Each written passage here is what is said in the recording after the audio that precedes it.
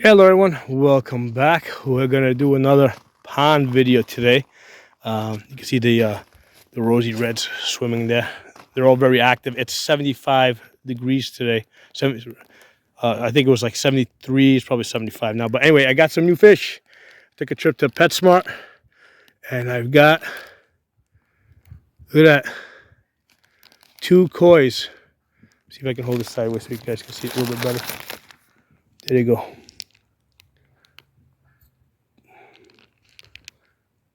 They were like $8 each. So these are like the Japanese koi that like grow like 2 feet to 3 feet long.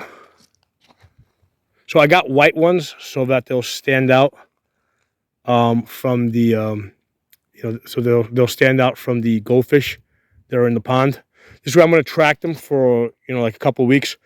My goal is to get 4 of them in there, right? Because I figure if I got 4 of them in there, a good chance I'm going to have at least one male and one female, and they'll be able to breed down the road.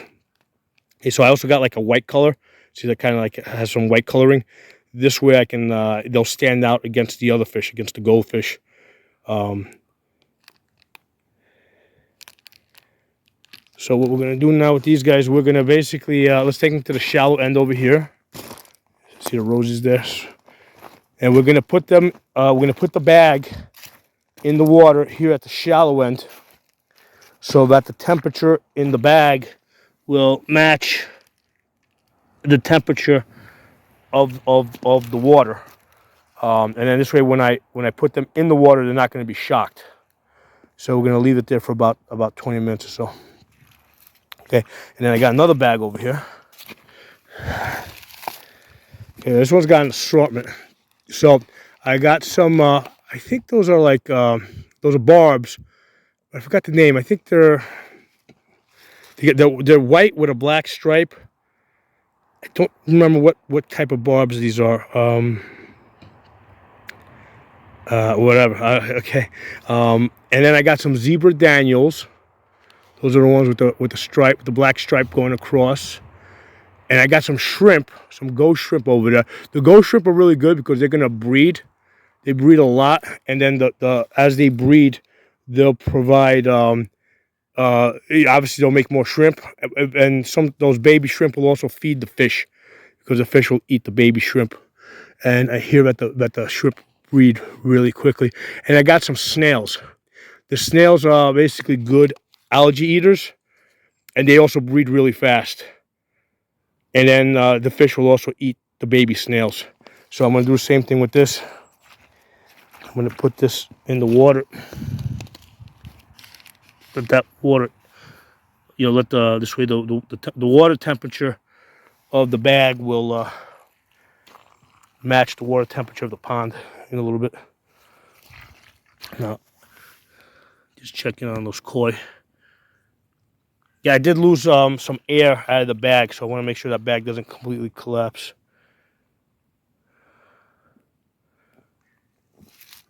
All right, so over here, let's take a look at the pond. So you got the koi there. No, not the koi. You got the rosy reds. They're very active. The temperature's about somewhere between 72 and 75 today. So that's the reason why I decided to get the koi today, since it warmed up. I didn't want to introduce fish into the pond when it was still like cold. So yeah, the look at all those rosies. Zoom you guys in a little bit. Yeah, they become like really active. These rosy reds. The rosy reds are going to be like the foundation of this pond, because as they breed, they're going to supply basically food for the larger fish. There's a little newt right there. So there's about 120 rosy reds in here. It's been like last week because it was cold at night, and it seemed like a lot of the rosy reds were still dormant. Because I'm like, wait a second, where'd all these rosy reds go? Because I could only see like maybe like 30 of them at a time, but the other 30 were kind of like still inactive. Like today, that's like 72 to 75. Yeah, they're all out. So all of the rosy reds seem to have survived over the winter. Now, I saw the goldfish were active yesterday for the first time. And they were beautiful, man. They're like I'll see if I can get some video of the goldfish like later in the day. They seem to be active later in the day. I can see one over there, kind of hiding, but they are like hiding underneath. There you go. You see it in the middle of the screen, underneath those pine branches. I put the pine branches in there to provide cover for them, and these fish, they love the pine branches. I put it in a couple of different spots. And yeah, they're all going underneath those pine branches. They love the cover oh, there you go. There's a nice one. Yeah, so there's a nice goldfish. So when these things come to the surface, they are like super bright. Like I didn't realize how bright these goldfish are. I think these are common goldfish. But they are like super bright red when they come to the surface. You can see like the rosy reds, like they got like a pinkish color. And then that goldfish has like a bright red light bulb. That one's at the surface. So some of them are like, I think that one looks like it's about 3 inches. Now remember, you can't see the tail really doesn't have too much color. So you really can't see the tail. It's kind of transparent. But with the tail, they're like between 3 and 4 inches. But those guys are bright. So last night I saw like a whole bunch of them swimming around. I'll see if I can get some video later on and attach it when I see like a whole bunch of them swimming. But my goal here is I want to I'm going to leave that end over there shallow. Okay, that's like maybe a foot deep going to this side.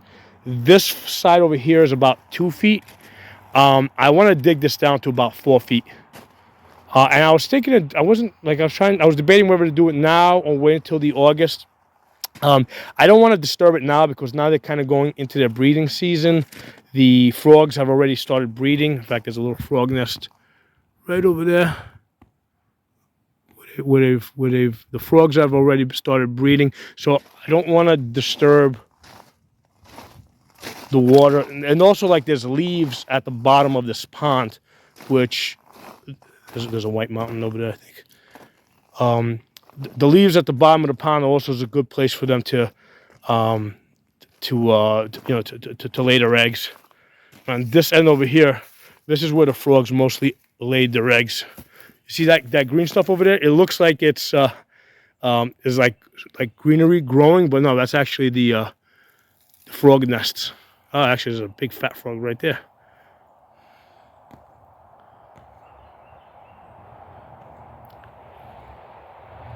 That's a nice frog. That guy right there. Actually, I got him in the camera. It's from that rock. Further up right there, yeah. It is in the middle of the screen now. But anyway, so what we got in this pond so far, we've got about 60 goldfish that are now, like I bought them when they were like 1 inch big. Now they're like 3 to 4 inches. And I've got 120 of these of the rosy reds, which is like the foundation, because they're going to breed fast, and they're going to provide food for the larger fish, especially the koi as they get bigger. I got about 10 white cloud mountain minnows. I think I see one over here. So they have like even though they're called white cloud mountain minnows, these are like a darker color. So they get the name White Cloud Mountain from the place where they come from in China. So it's White Cloud Mountain. It's not that the fish themselves are white. So in general, most of like your goldfish, your koi, like all these Asian fishes, like because in China and in Japan, it gets cold in the wintertime. So these are fish that are going to survive through the winter. Okay. So that's a good starting point. The Daniels, because I got a whole bunch of those zebra Daniels. I've been getting like mixed information as far as how cold hardy they are. So we're gonna kind of see how they do. All right. So some places I've read that they're good to go through the winter. Other places I've read that they're not. It's gonna end up being like a survival of the fittest. We'll see what, and same thing with those barbs. In some places I read that they were good for the wintertime. Other places I read that they're not. So, I'm not getting like 100 of them. I just got like 6 of them, and we're going to see how they do. The goldfish, I know, are rock solid. I mean, they are like, they've already and these rosy reds, yeah, no problem. This pond was like frozen over in the wintertime, and they came out of that just fine, and they're like swimming around. Um, and the goldfish in particular, they already breeded. They had babies because I saw a couple of them. Look at this fish over here. I have a hard time telling if that is. Where are you? Back you up just a little bit. Yeah, right there in the middle of the screen. I have a hard time telling if that is a goldfish or if it's a white cloud. I think that might be a goldfish, just a dark colored goldfish. Because like I said, I know that the goldfish, I think it was like the dark colored ones hatched out in the fall. But they look so close to like the way the white clouds look.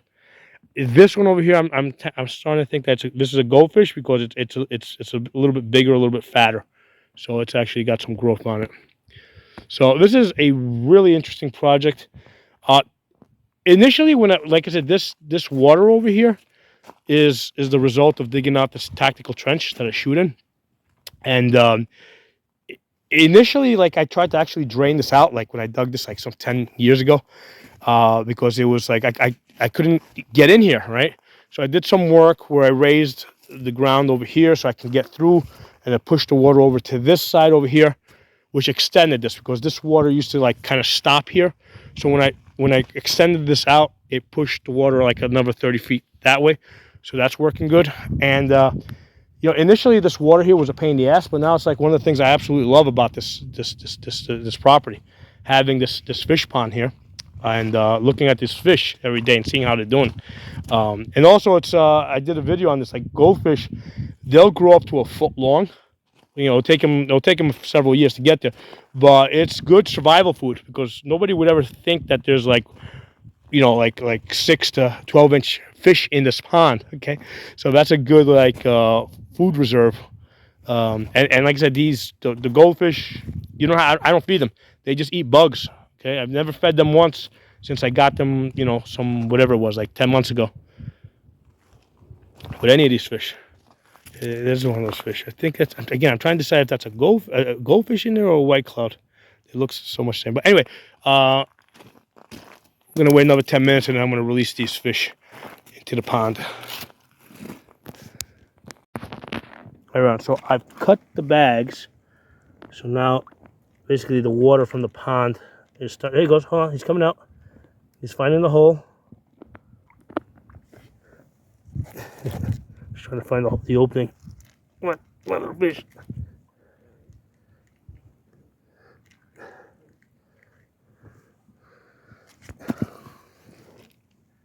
Fish. You want little fish? There he goes. Let's get the other one out.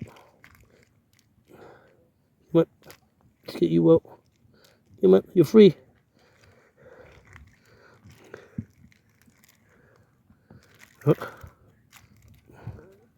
Hold on. This one's stuck. There he goes, he's free too. Oh, this one's hiding on here. That one's over there. This one's trying to hide under the leaves. Here you go, baby koi. Wait, where'd the other one go? This one's here. Let's try and get these guys out. Get the shrimp out. Now I'm gonna have to search this bag for those shrimp.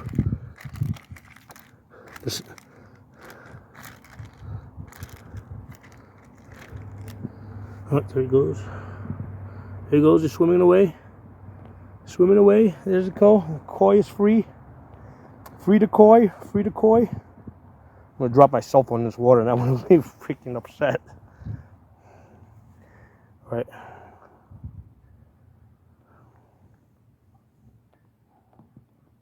Let me pause this camera, see if I can make sure this bag is empty here that I opened.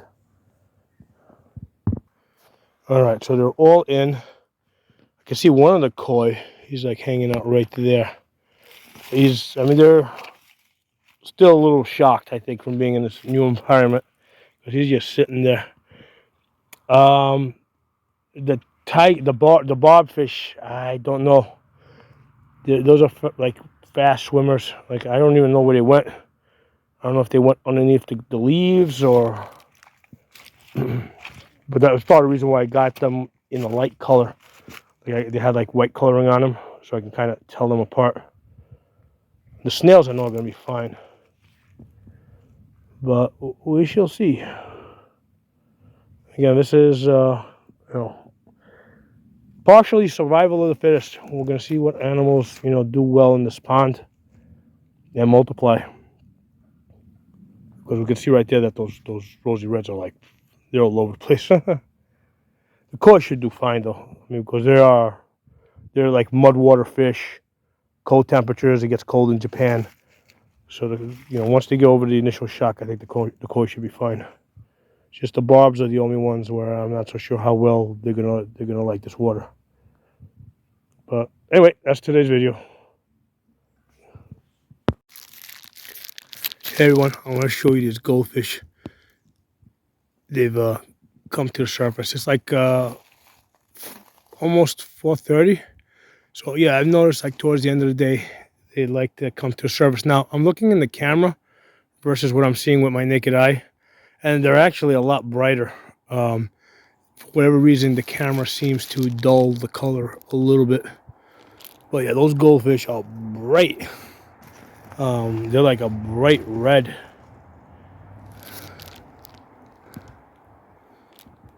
You got the rosy reds over here on this side. Yeah, some of them have, I mean, they've grown. Some of them have like maxed out. And again, I've got this one brown one there, a dark color. It looks almost like a dark colored rosy. So I think that's a it's like swimming towards me right now. There's another one right over there. So I'm having a hard time telling if those are like white clouds or if those are like just dark colored goldfish that hatched out in the fall. But anyway, I want to show you the goldfish. Oh, and I do have some sad news. One of the barbs died. So that's bad. Now I found this one way over here at the shallower end where I had initially released it.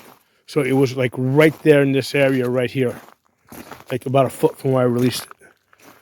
So I don't see any others here. Now, unfortunately, like this sank. Like sometimes when fish die, they float. Well, this one sank to the bottom. So it is possible that for whatever reason, the other barbs didn't like the water for whatever reason. Maybe some of them died a little bit deeper in and sank to the bottom. I don't know. I have no way of knowing that until I see these guys swimming. I'm not going to know if they've, you know, if they're going to survive or if they're not going to survive. I'm not planning to get any more of these until I'm sure that they can survive. Because seeing one dead one is not a good indication. Okay, so I don't, you know, I don't see the other 5, but yeah, that's not a good start. So until I see the other ones swimming around and being happy, I'm not going to get any more of these. Now, PetSmart does give us a 14-day warranty. So this one's going to go back to the store. And I don't know if I'm going to just get a replacement barb or maybe I'll get some other fish. But we will see. But anyway, I want to show you guys those goldfish. They're like glowing. Yeah, it's been 75 degrees all day, so the water's nice and warm, and these fish are active. The goldfish should start like chasing each other and bumping the females to get them to breed, like in the next month or so. So that's going to be fun and interesting to watch. And let me tell you, these goldfish, they're fast, man. Like when those guys get moving, they're like bullets through the water. Those goldfish. Like you think the rosy reds are fast, but man, those comets. I mean, they literally like streak through the water when they're moving. Hey everyone, great news! I see at least 2 of those barbs swimming with the rosy reds. Right there, it's in the middle of the screen right now. It's the white with the black stripe. So at least 2 of them. I thought I saw 3 a minute ago. But yeah, they've survived. So it looks like that one that died. I mean, when the lady was fishing it out of the tank, I think she dropped one. So it might have been it might have suffered a concussion when it fell. I don't know, but now it's been several hours because that was like earlier today. It was like I think I released them something like around 1, 2 o'clock, and it's now like 5 o'clock. So they've been in the water. They're swimming. They're schooling with the Rosy Reds. So that's good. So yeah, at least with the temperature as it is right now, it's 75 degrees. These guys look pretty happy. So I see two of them there. I assume that the other two are someplace in there. I'm gonna keep following them. Now that I know that they're schooling with the Rosy Reds, I'll keep looking for them. And if I see they do well, maybe I'll add a few more. So yeah, and also the snails. I took a look at the snails. I pulled one out of the water, and I could see that they were feeding. They're like the snails are like right there. And I pulled one out, and yeah, they had stuck the tongue out, and they were like eating algae off the bottom. So the snails are doing good. The shrimp I'll never find, but I'll just assume that the shrimp are also doing good. But yeah, those things are like completely transparent, so I'll never find the shrimp. And the shrimp are nice; they're like 58 cents each, so you can get But yeah, I'll assume that the shrimp are also doing good. So yeah, so far, I was kind of like after I saw that one dead barb, I'm like, oh, forget it, they're all gonna die. But the two I'm seeing over there, they've acclimated real nice with those. They're swimming right along with those Rosy Reds, so I think they're gonna do okay. So happy ending. I'm just gonna go back to the store and I'm gonna get a replacement for that one barb that died on me. Oh, look at that! I found one of the koi. The koi is swimming with the goldfish right there. Well, actually, he's broke off now. Now he's going that way. But the koi is swimming with the. I only see one. But yeah, the goldfish are running off in that direction. So yeah, these goldfish, I think I got them. I mean, there's something like 8 months old now. I mean, yeah, they're like 4 inches. Here's the thing: goldfish in the pond grow fast because here they're gonna eat all day. Okay, and I mean, goldfish are like voracious eaters. So in the pond, oh, there you go. There, I see that koi is over there. So yeah, in the pond, these fish are gonna eat all day. No, actually, that was a newt, and they grow. Actually, goldfish are terrible for like fish tanks, like aquariums in your house, because they want to eat a lot and they want to poop a lot. Goldfish have what they call a very large bioload. It means they eat a lot and they poop a lot, and they will typically like dirty your tank a lot, and like you have to have like a powerful filter. So a pond like this is ideal for goldfish, where they can like eat bugs all day and just grow and get big.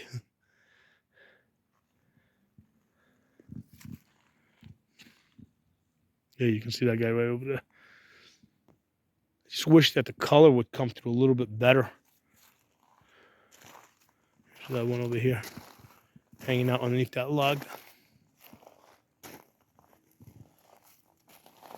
I saw one of them chasing another earlier, and that's a sign of like breeding.